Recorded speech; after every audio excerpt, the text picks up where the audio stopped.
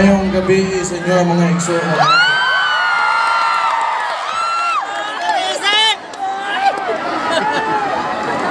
Bago ko padayon ang istorya, kay daghan mo nagka-kamera dire, gusto na ko pasalamatan kay di lang kitang mga taga Davao mo nigawas karon sa birthday sa ko amahan.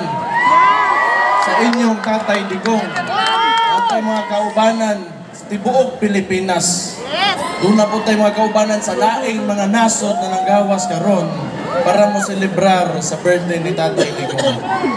At siyempre, daghang kayong salamat sa inyo. Daghang kayong salamat.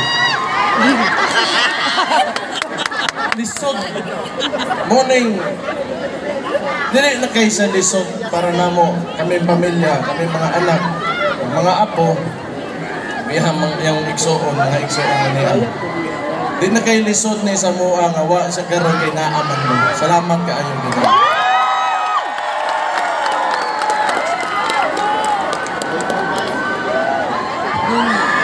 Di ko expect ko magtuo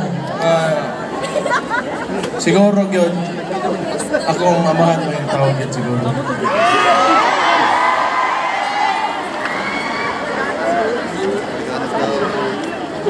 Kibaw ba mo o kibaw to nga ni Ata nag-celebrate sa birthday masuko to. Di man to ganahan, gana siya pagka ng birthday niya. Magpuyo rin na sa kwarto, magbukot og habol, magpa-aircon, paong tanang suga.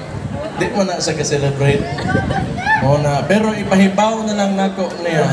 Pinaagi dito sa mga igsoon, nakusultihan niya. Ni Atagaron, ang mga gwapo o gwapa ng mga taga-Davao, ni Atanan. Ito ang mo.